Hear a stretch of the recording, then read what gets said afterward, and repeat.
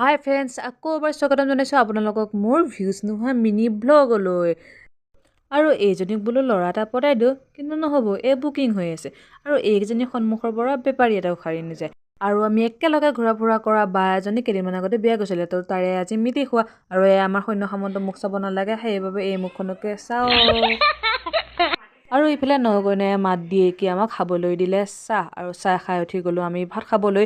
এইবিধ হৈছে আমাৰ মেইন পইণ্টটো, আমি যিহেতু খাবলৈহে আহোঁ, গম পায় আৰু এয়া মাছ, আৰু এইজনীয়ে এইজনীয়ে মাছ মাংস দুইটা লৈছে।